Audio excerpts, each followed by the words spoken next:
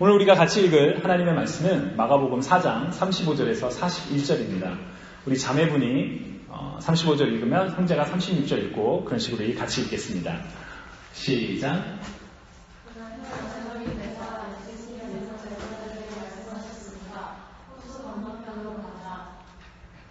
그래서 제자들은 사람들을 남겨두고 예수님께서 배에 타고 오신 그대로 모시고 왔습니다.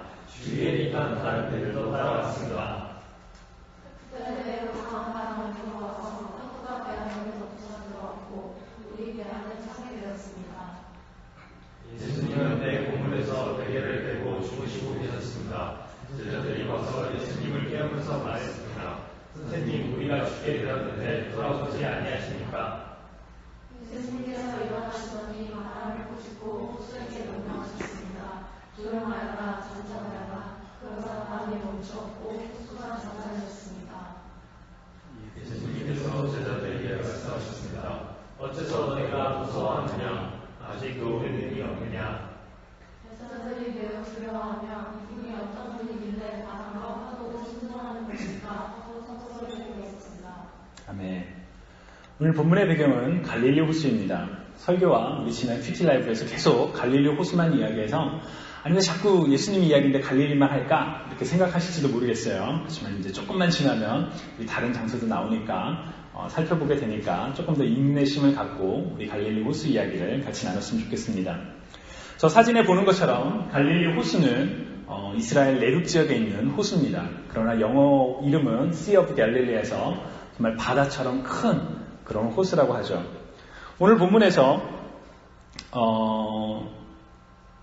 맞아요. 지난 월요일날 큐티 라이브에서 설명했지만 예수님께서는 이 갈릴리 호수에 배를 띄워놓고 사람들에게 복음을 전하셨다라고 우리 지난주 월요일에 나눴었죠. 그러다가 오늘 본문 35절에 기록된 것처럼 예수님께서 호수 건너편으로 가자라고 말씀하셨어요. 왜 호수 건너편으로 가자고 말씀하셨을까요? 왜 그랬을까요, 여러분? 왜 호수 건너편으로 갑자기 가자고 하셨을까요? 사실 성경을 읽으면서 우리는 왜 그랬을까? 그 질문을 해볼 필요가 있습니다.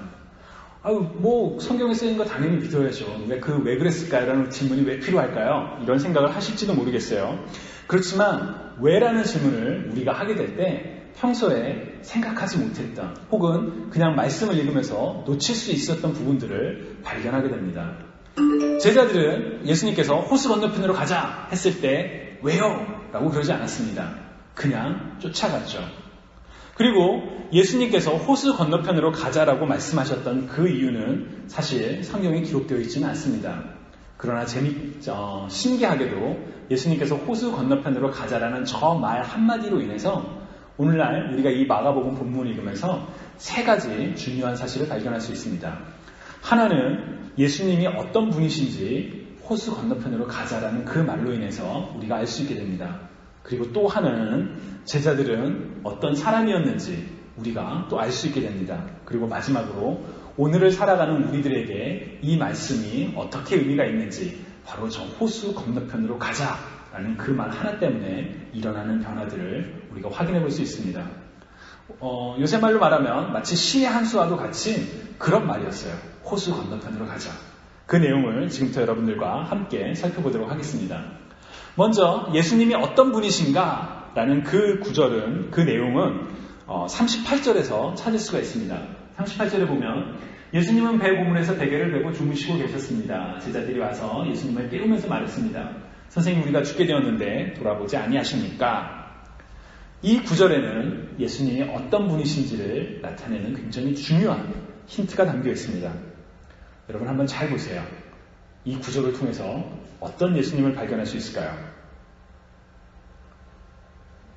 호영 형제, 예수님이 어떤 분이신 것 같나요?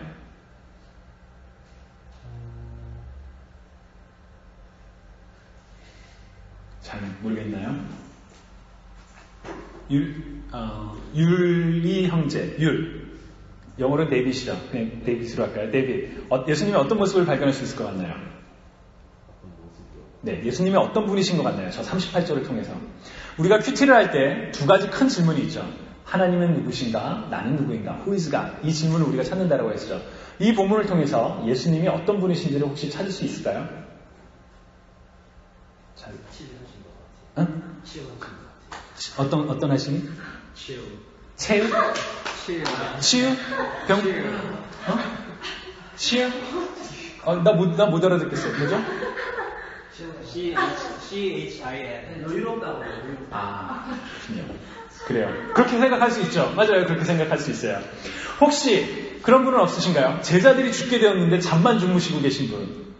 새벽녘에 막 고개 끄덕이고 있어요. 괜찮아요. 이런 해석도 괜찮습니다. 왜냐하면 해석은 해석일 뿐이에요. 여러분, 우리가 성경을 읽을 때는 다양한 해석을 시도할 수 있어요. 모든 해석이 다 맞는 해석이 아니고 또 모든 해석이 다 틀리는 해석은 아닙니다.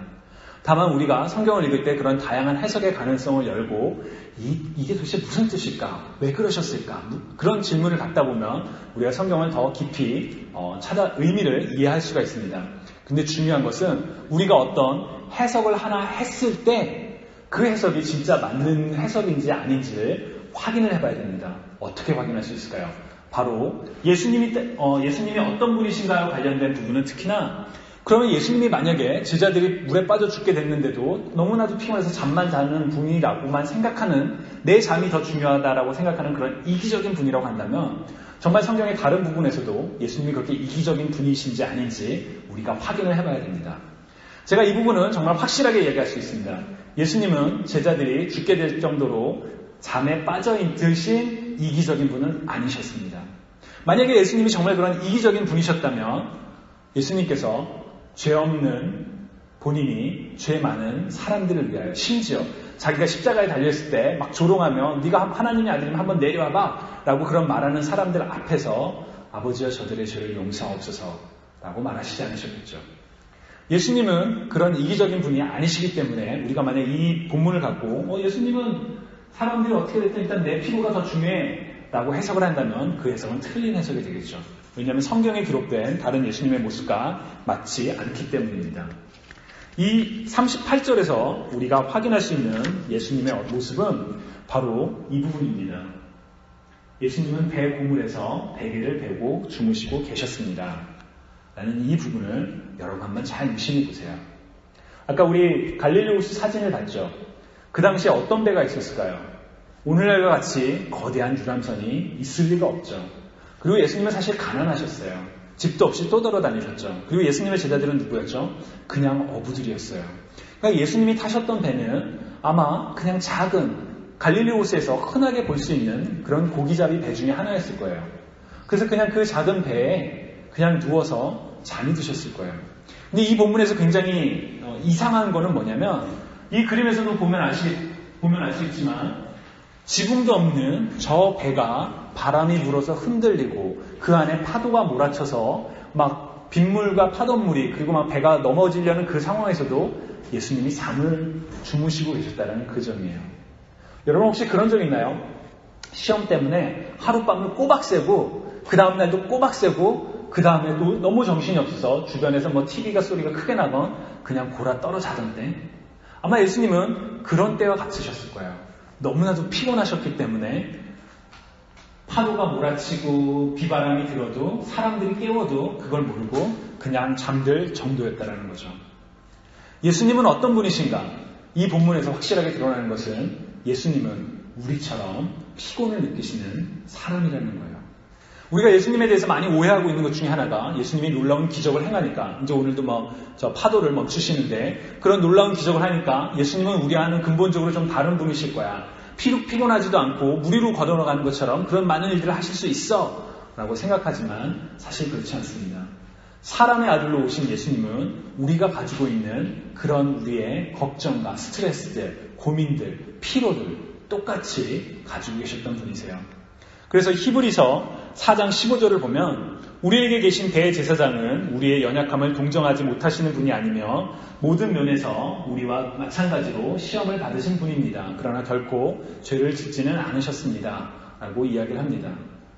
우리에게 오신 예수 그리스도는 우리와 똑같은 모습으로 우리와 인간의 똑같은 고민을 가지고 계셨다는 거죠. 물론 여러분들처럼 학점 때문에, 직업 때문에, 프로젝트 때문에, 그랜트 때문에 그런 걸로 인하여 마음이 힘실만하진 않으셨을 거예요. 왜냐하면 그 당시에는 그런 컨텍스트가 없었으니까요.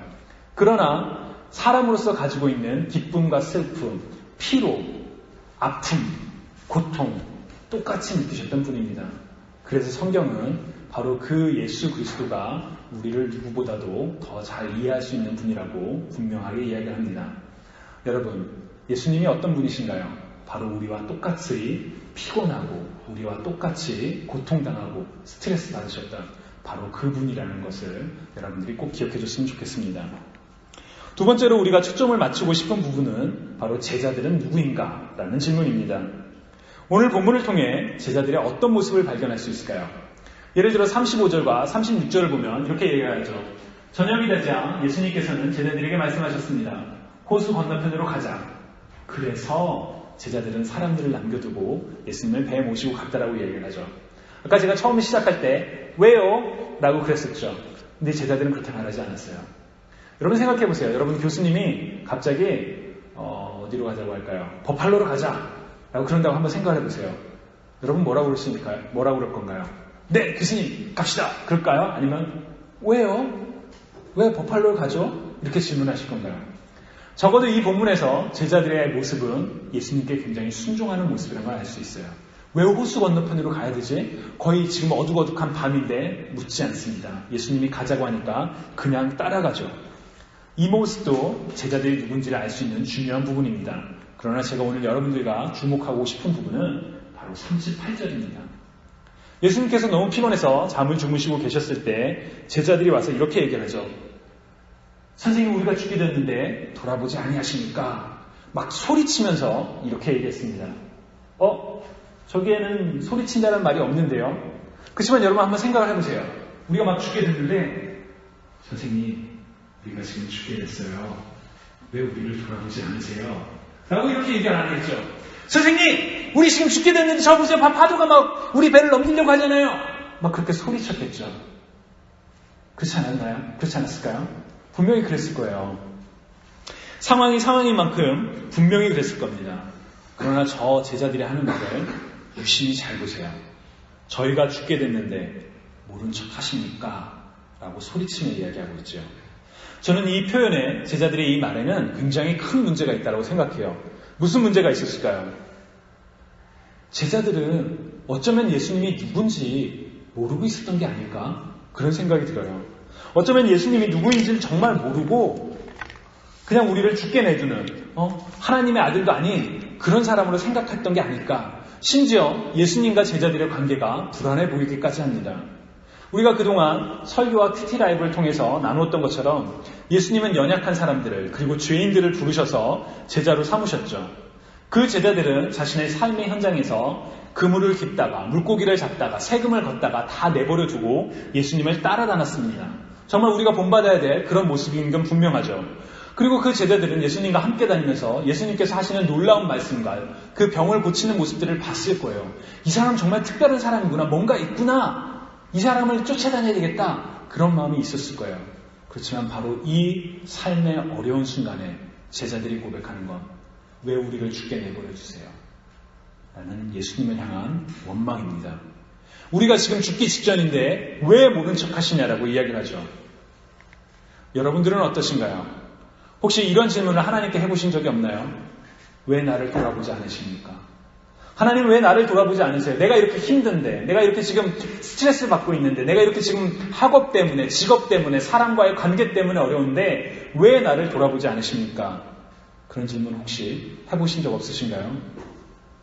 만약 우리 안에 하나님에 대한 확신이 있다면 내가 어떠한 상황에 처한다 할지라도 하나님이 나를 사랑하시고 내가 어떠한 상황에 처한다 할지라도 하나님이 나를 구원하시는 분이야 라는 확신이 있다면 그럼에도 불구하고 여러분들은 왜 나를 돌아보지 않으시겠습니까? 라고 이야기할까요? 나는 제자들은 적어도 저 순간만큼은 예수님이 하나님의 아들이라는 것을 그리고 그 하나님의 아들이 나와 함께 있다는 사실을 잊어버렸던 게 아닐까라고 조심스럽게 추측이 돼요. 그리고 만약 우리가 삶의 어려운 순간에 하나님 왜 나를 돌아보지 않으세요? 왜 이 문제를 해결해 주지 않으세요? 라고 이야기를 한다면 우리도 어쩌면 하나님의 하나님 되심을 부정하고 있는지도 모릅니다. 하나님이 지금 내 삶에 함께 계신다는 사실을 부정하고 있을지도 모르겠습니다. 우리 안에 하나님에 대한 확신이 없다면 말이죠. 이 본문 속에서 제자들은 예수 그리스도가 누군지를 의심을 했습니다. 제자들의 연약한 모습이죠. 오늘 살아가는 여러분들은 어떠신가요? 세 번째, 오늘 본문을 통해 발견할 수 있는 메시지는 예수 그리스도가 우리 삶 가운데 함께 하실 때 일어나는 변화입니다. 제자들은 다급히 예수님을 깨웠죠. 그리고 그 예수님께서 우리 39절을 보면 예수님께서 일어나시더니 바람을 꾸짖고 호수에게 명령하셨습니다. 조용하여라, 잠잠하여라. 그러자 바람이 멈추었고 호수가 잔잔해졌습니다. 라고 이야기를 하시죠. 예수님이 하신 말씀은 제자들을 왜 잠을 깨우니, 내가 이렇게 피곤해서 잠을 자는데 넌 나를 왜 깨웠니? 이런 말씀도 아니셨고 그냥 그 순간 일어나셔서 호수를 향해 잠잠하여라, 그리고 고요하여라, 그 말씀을 하셨어요. 그리고 예수님이 그 말씀을 하시고 나자 그 요동치는 호수가 정말 잔잔해졌다고 이야기를 하죠. 우리의 인식으로는 사실 이해가 가지 않는 부분입니다. 아니 어쩌면 그럴 수가 있죠. 그렇지만 하나님의 아들이시기에 그런 일이 일어났다라고 성경은 기록하고 있습니다. 그렇게 호수가 잠잠해지고 난 뒤에 예수님께서 제자들을 향해서 하셨던 말씀이 있으시죠. 어째서 너희가 무서워하느냐? 아직도 믿음이 없느냐? 라고 예수님이 묻습니다. 어쩌면 제자들의 그 마음에 그 가슴을 찌르는 그런 말씀이었을 것 같아요. 41절을 보면 제자들은 크게 두려워하면서 수군거렸다고 합니다. 도대체 이분이 누구이시기에 바람과 그리고 파도까지도 복종하는가? 라고 이야기를 했다고 성경은 기록하고 있습니다. 그러나 나는 제자들이 한 가지 생각을 더 했을 것 같아요. 예수님께서 어째서 너희들이 그렇게 무서워했느냐, 아직도 믿음이 없느냐 라는 그 말씀을 하셨을 때 저분이 누구에게 파도가 순종하지, 그 마음보다 너무 부끄러웠을 것 같아요. 왜냐하면 제자들은 자신들의 삶의 현장을 내려놓고 예수님을 쫓아다녔던 사람들이기 때문이에요. 사람들은 예수님에 대해서 신기해했지만 제자들은 이 예수님이 정말 특별한 사람이야, 내가 이분을 쫓아가겠어, 그런 마음을 가지고 쫓아다녔었는데 그 어려운 순간에 예수님이 누구신지를 잊어버리고 믿음을 버리고 그렇게 얘기했다는 사실에 마음이 막 찔렸을 것 같아요. 내가 또 하나님을 믿지 못했구나. 내가 또 예수 그리스도에게 내 삶을 철저하게 의지하지 못했구나. 그런 생각이 들지 않았을까. 지금 내 옆에 예수 그리스도가 계신데 내가 이렇게 또 불신했구나. 그 마음을 막 찔렀을 것 같아요. 그렇다면 우리는 어떨까요? 여러분들의 삶 속에서 혹시 폭풍과 같다는 그런 어려운 순간을 경험해 본 적이 있으신가요? 오늘 마가복음 4장에 제자들이 만난 폭풍은 예수님의 말씀을 따라 순종했을 때 경험했던 폭풍이었습니다. 하나님께서, 우리가 하나님의 음성을 늘 분명하게 듣는 것은 아니지만 하나님께서 이 길을 가라고 분명히 나에게 보여주셨다고 생각해서 그 길을 갔는데, 그 연구실에 들어갔는데, 이 전공을 택했는데 거기서 큰 어려움이 생겼어요. 왜 이런 거지? 왜 나를 돌아보시지 아니하시지? 그런 불만이, 그런 고민이 우리 안에 떠오를 수도 있겠죠. 만약 여러분들이 지금 그 폭풍 중에 있다면 오늘 본문을 통해 우리가 이때 무엇을 해야 되는지, 폭풍 속에서 우리가 무엇을 해야 되는지 발견했으면 합니다. 우리 마음에는 부정과 불신, 미움과 원망, 자책과 절망에 마음이 막 솟구칠지도 모르겠어요.